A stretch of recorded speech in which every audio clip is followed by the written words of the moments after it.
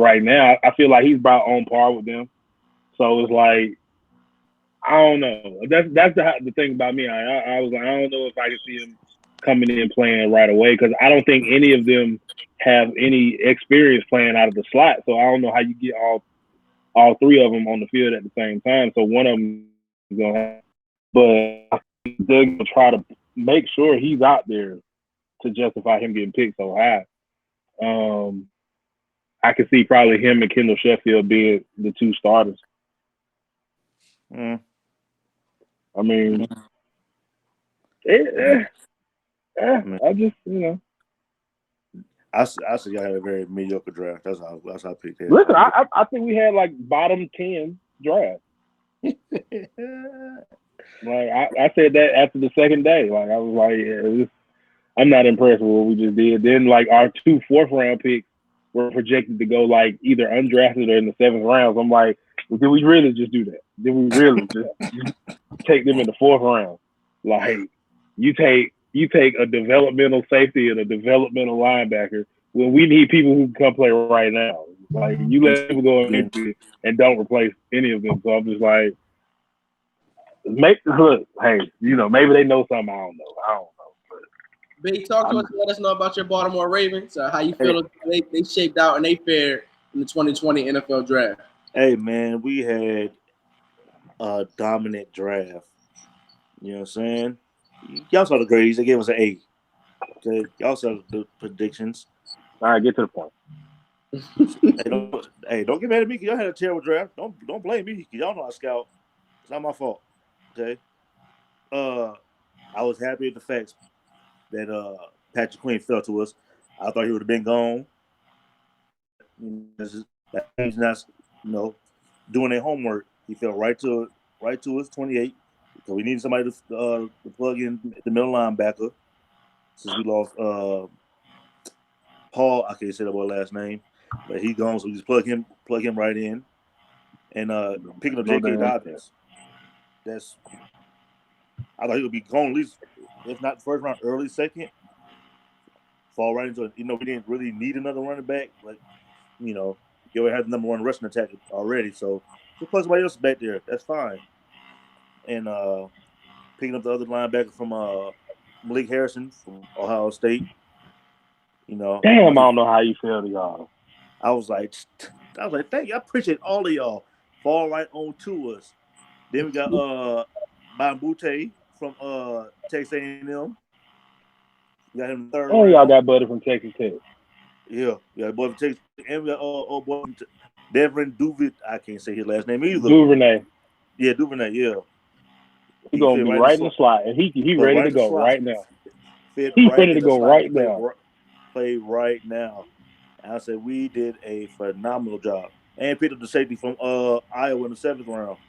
Geno Stone, who could have went easily higher, but we did do our homework, and we got some good undrafted signee players.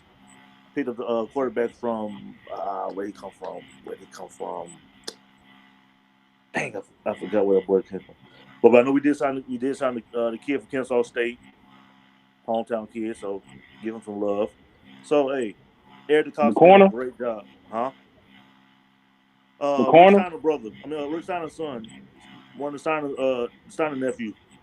I think he's a fullback. If I'm not mistaken. Yeah. Fullback. Yeah. One of the Steiners. So he undrafted rookie. So we signed him up. So the Costas, Harbaugh, and Ozzie did a phenomenal job. I'm expecting big things from this draft class. I thought Ozzie retired. I mean, he retired, but he's still, special advisor. You damn sure tell. Yeah, I mean, you can damn sure tell, but I mean, hey, for real, Ozzie don't miss them damn draft. Hey, shout out to Patrick Queen for being the first LSU player ever drafted by the Ravens. Thank God, finally. Thank God. Because I just want to get all the Alabama players. Hey, y'all been winning, ain't you? Shut up. Go get you some winners. You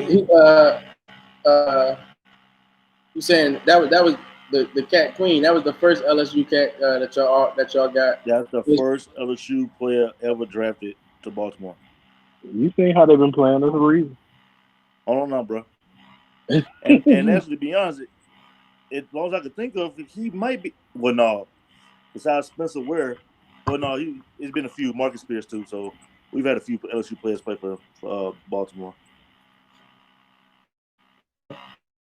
Eagles made a lot of splash selecting quarterback Jalen Hurts, former quarterback. Jalen, the black man, the former quarterback out of Alabama. Of course, most recently he was in Oklahoma. I thought we had a pretty good draft. Our first draft, we picked up the receiver from TCU. I wasn't really I didn't have too much knowledge on that young cat. I had to go back and do some tape on him. He good. He good. I wanted us to get CD Lamb, though. I was a little upset that we didn't trade up to go get Lamb, and then I saw Lamb come to our division rivals, Dallas Cowboys. So I wasn't too excited about that. I had my eyes on your man Justin Jefferson. B from LSU. I was thinking y'all could pick him. I thought we were going to pick him too, but he fell to the Vikings, correct? Yeah. He were two picks after y'all. Yeah, new weapon for Kirk Cousins. I guess they'll have plans on pretty much using him how Stephon Diggs was used. I'm very interested though to see what my Eagles do. We picked up a few more receivers in the later rounds, 4 through 7. Did a lot of drafting in the third. A lot of trading in the third day. How he made some moves. I'm really interested to see how my Eagles throw Jalen Hurts into the mix. Do we use him like Taysom Hill? Is he going to get out there and get to show his talents in goal line packages? Is Carson Wentz going to be hurt? We've seen that he hasn't been able to be on the 9 times out of 10 in key moments. So, what we see Jalen Hurts coming and do his thing during those times. So I was pretty pleased with my Eagles. I would give them about a B, maybe a B plus. I felt like we needed a marquee receiver now, and we may visit this tape a year from now, and that young man really had an explosive season and really be making a name for himself in the NFL. So I'm not going to talk down on him before he gets his chance to show us what he can do. I did just want a wide receiver who was on the big stage a little bit more. Now, we shall see. We shall see. He's good. He just really stood out to me in the 2020 NFL draft was the number 5 overall pick, Tua. Of course, we didn't know where this young man may have ended up. If it wasn't for injuries, it's a very great chance that Tua may have been the number 1 overall pick this year, and he may have ended up in Cincinnati instead of Joe Burrow. But that's not quite how things have ended up. That's not how the buck lies, and Tua is now a member of the Miami Dolphins. It's funny. At the beginning of the season last year, the 2019 NFL season, there was a lot of jokes and a lot of funnies as people were talking about tank for Tua. Are the Dolphins going to tank for Tua? They started off the season kind of slow. What are they doing? How are these things going to end out?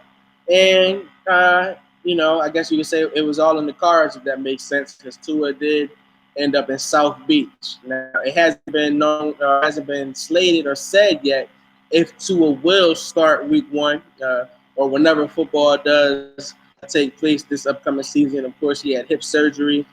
He missed the last few games as far as the season is concerned. In his collegiate career with Alabama, he wasn't able to finish out there due to injury. Times, and then, of course, most notably, just recently, the hip injury. Craig, you're an Alabama fan, so we're going to start with you on this particular question this year. The Dolphins have their man now in Tua, but what I want to know from you is what type of impact do you think this quarterback will have in South Beach? Possibly the most high-profile quarterback in South Florida since Dan Marino. So he'll have some shoes to fill. The Dolphins have been looking for a franchise quarterback for about the last few years since Dan Marino. So what do you think Tua will end up? How impactful will he be for this franchise?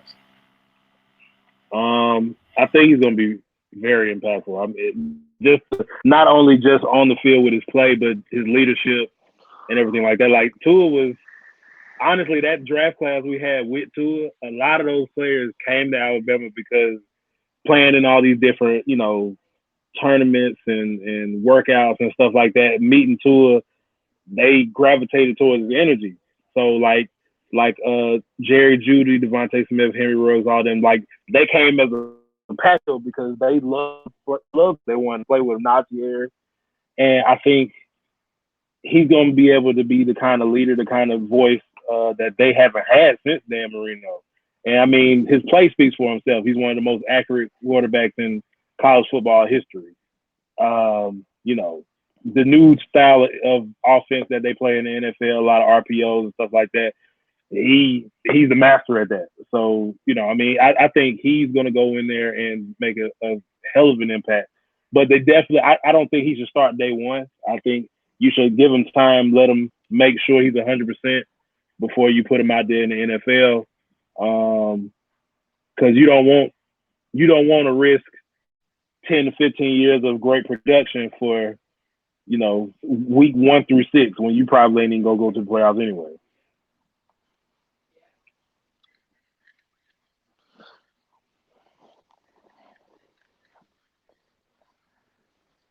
And our teams will, more than the Falcons and more than the Philadelphia Eagles. What are your thoughts on the impact that Tua could have in Miami, and were you surprised that he actually did fall to 5? No, I wasn't surprised that Tagavailoa, in the words of Ross, fell down to them. Because we all know they either go try to trade up to get him, or he's either going to take Herbert, or he will fall down to the Chargers. But like Craig said, everything fell like they were supposed to fall. They were going to try to tank for him. They didn't tank. They played well toward the end of the season. Got the 5th pick, and then other players played better than Tua this season, and he fell right to him. And they did well getting 2 offensive linemen for him, because he definitely got to solidify that. There you go. A slight little technical difficulty as far as B is concerned, but we'll get him right back in a moment. Well, how do you feel about it, Hill? I'm very interested to see what goes down. I was actually glad that he fell to Miami, because last year I was one of those cats that was on board with the whole tank for Tua movement. I like Brian Flores, a black coach. Y'all know how I feel about the African American getting an opportunity in professional sport. So I was pretty excited to see what the African American guy could do in South Beach. It started off a little shaky, but he was able to turn things around. I think a very key sign that was a little underrated about the character of the coach is just how many notable veterans decided to go to Miami this season. I know that doesn't have anything to do with the draft, but he definitely has a great rapport and reputation across the league. Great. Like Brian Flores is a hell of a dude. Now Tua, of course, a West Coast kid, born in Hawaii. Very different than South Florida, but not so much. Still warm weather, still pretty tropic. So I think it'll be an adjustment wise, but he'll fit right in with the culture and everything in Miami. Listen, all he got to do is win. All he got to do is go to the playoffs one time in the next 2-3 years. Boy, he the king. They're gonna have Wade County and Tua City, boy. I'm trying to tell you. Right. This would be Tua Island. That's gonna be Key West. To think about it. Think about all the quarterbacks that came through there. They missed out on Drew Brees. They signed Dante Culpepper, and we see how that turned out. Hey, I appreciate him. Nick Saban wouldn't be at Alabama. He shouldn't have took that job with them. He should have stayed where he was at, continue winning championships there, but that's another story. You got Ryan Tannehill. You gave him $100 million contract, and that didn't fail out too well. You had Chad Pennington. Didn't they have Chad Pennington too? At one point. Had him. That didn't feel well. Matt Moore, Pennington. Every terrible quarterback, and I know one of my dogs is a diehard Ryan Fitzpatrick. And he was the best one. Drew Rosen. So Brian Greasy. Well, you just ended up a whole tribe of terrible quarterbacks. Listen, Miami been trying to figure it out for a minute, man. And Marino's been gone. They said they haven't had a quarterback made the Pro Bowl since '95. I was 6. Or get ready to turn 6. Tua gonna get there. I mean, I hope so. I hope so because he had no long legacy, no pedigree to follow behind. It's been a bunch of trash. So, like you said, they like you were saying, they are building something down there in Miami. So I do like what Ryan Flores is doing in the brother that's GM. So ain't too many guys cheer. Right. The connection we got to cheer for them. We got to cheer for them. We got to cheer for Cleveland a little bit because they got a black GM too. So. No. That's where the buck stop right there. Yeah, that's you stretching it now. I said it for the cheer for the GM. I mean, ain't too many of us there. Listen, he got look. This is it for Baker. If you don't do it this year, this is it. If not, they're going to decline that option at the next year. You just gonna be another one of the names on that long ass jersey. Yeah, that's for damn sure. That's for damn sure. We're gonna switch from the NFL and talk a little NBA. Of course, a lot of people are still keeping hope alive that the NBA season will resume and that we'll get an opportunity to crown 2019-2020 NBA champion. Things are still pretty up in the air as far as that is concerned. But recently, LeBron James kept things going, teasing basketball fans and movie fans alike by taking the Instagram and promoting the upcoming film Space Jam 2. Now, of course, with the Last Dance documentary going on, where Michael Jordan and the Chicago Bulls have been highlighted, we've been hearing a lot of talk about LeBron and MJ and who's the best, and Space Jam 1 versus Space Jam 2, and who's worthy and who's not worthy. So that got me to thinking, and that got me to wanting to talk with you, gentlemen, and see who you would go with. Now we remember the classic film Space Jam. I remember the excitement when it came out, and I remember being a little boy in middle school and walking to school, and you go to the bus stop and you just see like the billboards on the bus and whatnot, and it just had a picture of Bugs Bunny. They just kept teasing you for a little while before you actually knew Space Jam was coming out, and the excitement that took place with that. So I'm interested to see how these young kids take the Space Jam 2 with the popularity and stardom of LeBron James. But I want to know, who would you guys go with? Who would you guys see winning a classic basketball game if the starting five from Space Jam 1 was to take on the cast of Space Jam 2? As far as Space Jam 1 is concerned, you would have Muggsy Bogues running the point, Michael Jordan at the 2, Larry Bird at the 3, Charles Barkley playing the 4 as the power forward, and Patrick Ewing playing the 5, playing the center role. The Space Jam 2 cast, you would have Damian Lillard, Dame Dollar playing point guard, Kyrie Irving, Uncle Drew playing the 2, playing the shooting guard, Klay Thompson as your 3, LeBron James playing the power forward, and Anthony Davis playing your center. So you would have Muggsy Bogues versus Dame Lillard, Michael Jordan versus Kyrie Irving, Larry Bird versus Klay Thompson, Charles Barkley versus LeBron James, and Patrick Ewing versus Anthony Davis. Gentlemen, and it's funny, we don't know who the celebrity star will be in Space Jam 2. So let's just say it's 6 men. You know, Bill Murray was the 6th man in Space Jam. It's gonna be Drake. I'm gonna say Kevin Hart. Yeah, right. I'm gonna throw Kevin Hart out there. I can see Drake either or. 6 man. You think Drake will get a role in Space Jam 2? You think we're gonna see Drake out there? Hey man, you know, I wouldn't put it past it. He don't want to let LeBron down a second time. You know. B, who you going with in this matchup? I'm gonna take the Space Jam 1 team just because it's Michael Jordan. That's the classic one we grew up on, and I don't think Kyrie Irving could do nothing with Mike if we just getting down to the nitty gritty. You know, Muggsy Bogues might have a challenge in Dame Lillard, even though Bogues was a good defender. But I don't think Kyrie want that MJ work And I'd be interested to see a matchup between Charles Barkley and LeBron. Of course, LeBron is way more talented, or way more athletic, than Barkley. But Barkley, as they say in the hood, Barkley ain't no bitch. You know what I'm saying? I was about to say he wasn't no hoe now. You know, so and Barkley, he may not be as chiseled or as brolic as LeBron, but Barkley was a pretty fit, pretty well trained forward in his day as well. So that'll be he was stout there. You hold on. I'm going with the Space Jam 1 crew for me personally to get me out of the loop. Hey, we're gonna start with you on this one. Of course, with all your NBA expertise, you know, who you running with? Who you going with in this one? Space Jam 1 or Space Jam 2? What era are we playing in? We're gonna mix the rules. One half 90 rules, the second half the rules of today, so that they can both get an advantage.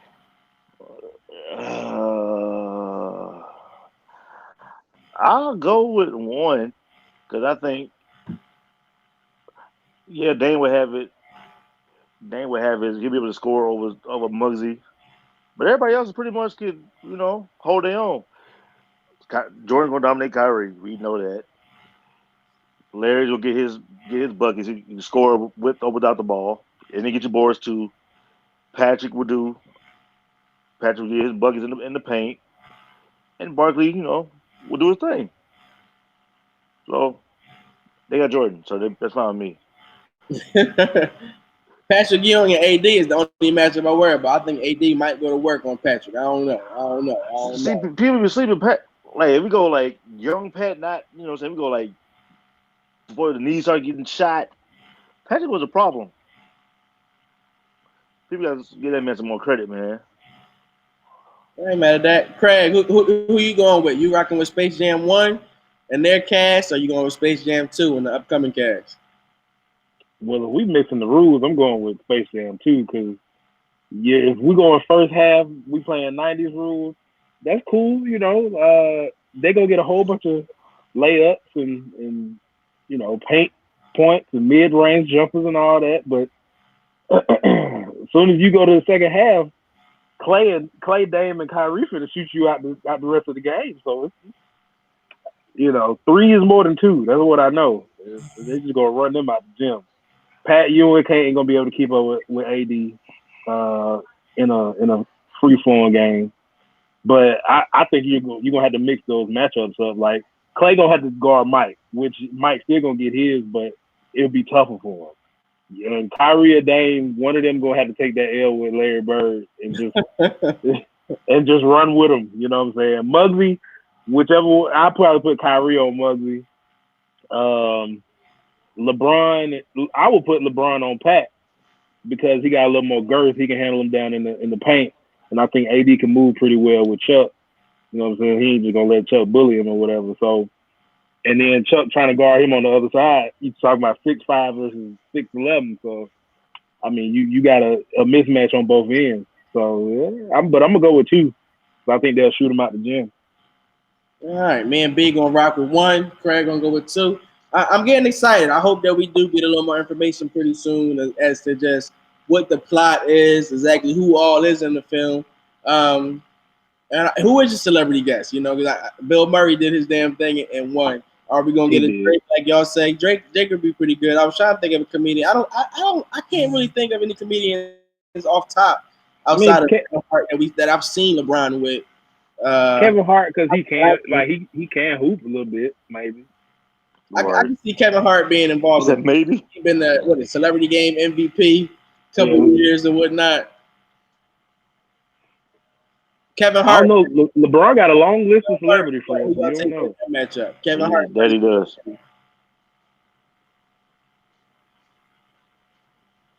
You said what? Kevin Hart versus Bill Murray. Who you taking in that matchup? Kevin Hart. Kevin Hart. Bill Murray might surprise you, y'all. You never. Bill Murray got the bad back. And he old now, so I'm going Kevin Hart. And then finally, gentlemen, it's been an amazing show, a wonderful show. Definitely great to talk with you guys and get our sports news out there. Before we get off the air today, Saturday, of course, Sunday is Mother's Day. So much love to all the mothers out there in the world. Shout out to the mamas. Give love to my moms and my grandmoms, and shout out to my wife and everything she does with the kids. Much love to all the moms out there. This upcoming Mother's Day, we appreciate y'all and all that y'all do, all the efforts y'all put forth in our lives. Whether you serve as a mother and it's a role as a wife, sister, grandma, auntie, we appreciate all that you ladies do. So we want to wish y'all a happy Mother's Day. But on Saturday night, Mother's Day Eve, get your sage ready, get your red wine going. I got my Kango fresh out the cleaners. You know what I'm saying? Oh, Craig got the party already started. You ladies and gentlemen have probably been well aware of the versus matchups that have been taking place on Instagram Live. We've been getting the opportunity to see songwriters, producers, artists pretty much showcase their music, their work, and go on a battle back to back. On Saturday night, though, the Queens will get a chance to do their thing and showcase their things in a Mother's Day Eve extravaganza, as Miss Jill Scott and Erykah Badu will be headed from North Philly in this upcoming. We know you're going with. We know you're going with already. Texas. Erykah Badu versus Miss Jilly from Philly. Is Erykah gonna be there on time? That's what I want to know. She gotta win. Don't do that. She don't want nobody next to her. She gonna be there. You know what I'm saying? I'm about to say, we want to know she's gonna be there on time, so we need to know. Not showing up too. It's supposed to start at 9, showing up at 11 o'clock. Who you gentlemen like in this upcoming matchup? Is we'll have Miss Badu versus Miss Jilly from Philly.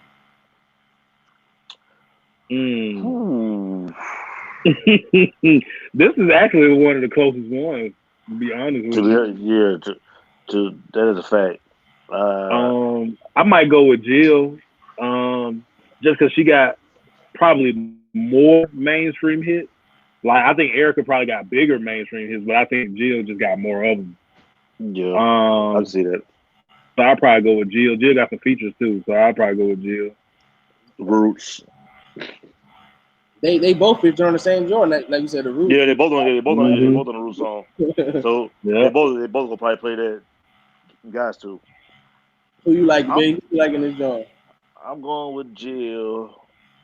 Even though whoever wins, whoever, it's gonna be a tie. But if you had to pick, I'll go with Jill. Just like Craig said, she has like the more of the mainstream songs. You know what I'm saying? She's been doing stuff more recently, per se, than Erykah has that we know of. But she ain't got shit on bag later. She definitely don't. Jilly is from Philly, and she definitely got. I got love for my 215 sister, but Erykah Badu is woo woo woo. That's what I'm going with in this drawing. You know what I'm saying? Yeah. I call it me personally, I like Erykah Badu's music a lot more than Jill Scott. They give me two different things though. Jill Scott, if I'm looking at, she sets you in a more calming mood a lot. Erykah Badu, she just put me in a different space. You know what I'm saying? I'm going with Miss Badu in this one. I think Erykah got a lot of hits her damn self. You know what I'm saying? No, she do. That's what she do. She do. She got a lot of hits her damn self. And I ain't gonna hold you. If she pull out some stuff she done wrote for other people, that's fine too. Look at real too. I hope they both do. That's what I've enjoyed most out of all of the verses so far. Actually learning, like, oh shit, I didn't know. Like, you know what I'm saying, I thought I knew everything. This guy, I didn't know this guy. I'm telling you, I think the best one so far has been Neo and Jonte Off, because you just realize like the songs they wrote. I was like, shit, damn. Hey, but what we need for the culture, we need this Dre and Diddy for the culture. We need that one, or we need Dre and JD. I'm a little funny. I'm gonna just say it to say I'm not real hyped to see no P Diddy shit. And like JD said some shit the other day, but he ain't say it. You know what I'm saying? Like, Diddy is a creative genius, but like Diddy was remaking a lot of shit. You know what I'm saying? Like when you like producing the record, you know what I'm saying? Like JD did a lot of sampling. I'm a song.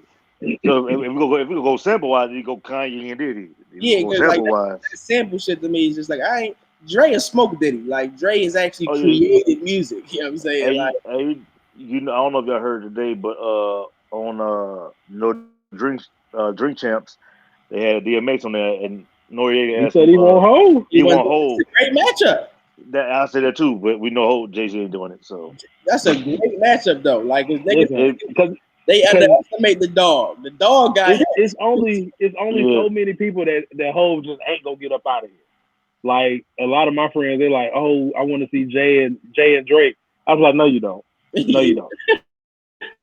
That little Drake gonna come out here playing some Tootsie Slide, and then Hov gonna play hard. Hov gonna play Hard Knock Life, and then you gonna be like, "Oh, there's level to this, real talk." It's facts. we don't need no Tootsie Slide or Hotline Bling. Yeah, like that. Yeah, nah. You come out here playing that. He gonna play Renegade. You ain't gonna have nothing for him. You ain't gonna have nothing for that man. But it's a few battles I want to see. Like I would love to see like a Pusha T Jadakiss battle. That's not bad. That's not bad. So many bad Fab. Fab, go at it. Fab underrated too. Like a lot of people sleep on Fab hits too. Somebody battle Fab. I got Fab whoever battles. I got him. And he got a lot of mixtape stuff too. Yeah, exactly. I got Fab in that round where we go against. Unless it's not Jay-Z, then no, he ain't gonna win that at all. Well, this Saturday will sure be good. So like we said, ladies and gentlemen, get your shades, get your red wine, throw on something real. Get your Kango hat. Listen, I already know L got his Kango already ready. He got his golfer hat on. This gonna be one like I've been trying to get my wife to watch a few of them with me. She ain't really been getting down with it, but she Erica by doing Jill Scott, so I know that she'll watch that. She can be in tune for this draw. Man, put it on the TV. She already sent me a picture of her Sage. Like these young ladies are ratty, okay? So my only out there quarantine life, if your ladies plans on listening to Erica Badu and Jill Scott on Saturday night and you fumble my nigga, that's on you. You know what I'm saying? Like listen, cause Jill will get you in the game all by herself. By herself. You know what I'm saying? Take a long walk after dark to the park.